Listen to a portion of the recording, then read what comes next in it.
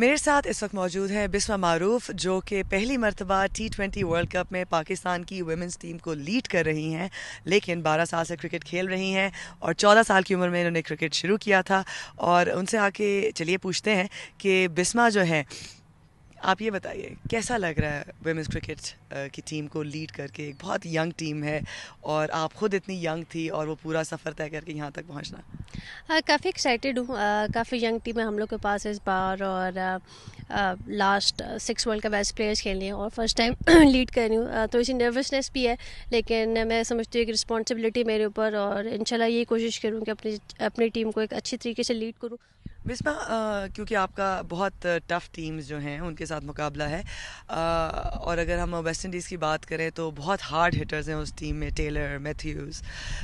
तो ऐसे में आप क्या समझती हैं कि आपने अपना जो बॉलिंग लाइनअप है उस पर किस लिहाज से तवज्जो ज़्यादा दी?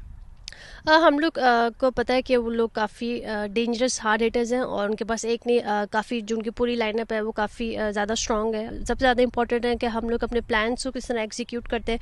वेरिएशंस उनके खिलाफ बड़ी इंपॉर्टेंट रहेंगी। मेरे ख्याल से हर इंडिविजुअल का हम लोग प्लान अगर एग्जीक्यूट कर सकें तो मेरे ख्याल से हमारे पास स्ट्रेंथ है। बॉलिंग में हमारे फास्ट बॉलर्स बहुत अच्छी बॉलिंग करें, और स्पिनर्स काफ़ी कॉन्फिडेंट है हम लोग हमेशा से अच्छे रहे। तो मिसबा, क्योंकि आपको ज़्यादा टाइम नहीं मिला वार्म अप मैचेस के लिए, इंडिया के साथ जो मैच था वो हो नहीं पाया और बांग्लादेश के साथ कुछ ज़्यादा अच्छा जो है रिज़ल्ट नहीं आया, क्या समझती हैं इसकी क्या वजह है? जो हम लोग बांग्लादेशी का मैच था उसमें बॉलिंग साइड थोड़ी सी डिफरेंट कंडीशन से हम लोग यूज होने की कोशिश कर रहे थे।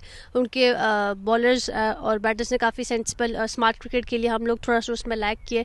मेरे ख्याल से थोड़ा सा हम लोग को डेफिनेटली वो एक अलार्मिंग, हम लोग को वर्ल्ड कप से पहले मेरे ख्याल से एक अच्छा मैच मिल गया कि जिसपे हम देख सकते कि हम लोग किन किन जगहों पे हम लोग लैग कर रहे हैं। आपके पास टीम में अरूब हो गई या आयशा हो गई, ये वो प्लेयर्स हैं जो कि पहली दफ़ा इंटरनेशनल प्लेटफॉर्म पे खेल रहे हैं। तो जहाँ पे ये एक स्ट्रेंथ है, वहीं पर ये एक वो भी तो है कि आपके पास इनएक्सपीरियंस्ड प्लेयर्स भी हैं। बिल्कुल इनएक्सपीरियंस है, और अगर इसको हम लोग दूसरी साइड पे देखें, it can be advantage as well, क्योंकि इन प्लेयर्स पे एक्सपेक्टेशंस नहीं है, इन पे प्रेशर नहीं होगा। इन पे अगर ये लोग फ्रीडम से खेले तो मेरे ख्याल से वो टीम के लिए डिलीवर कर सकते हैं। और एक जो होता है कि इंडिया और पाकिस्तान मैच की जो हाइप होती है, इस दफ़ा पूल में आपके इंडिया नहीं है, तो आपने ज़ाहिर बात है 2016 में उनको हराया, फिर 17 में आप जो है उनसे हारे, 18 में।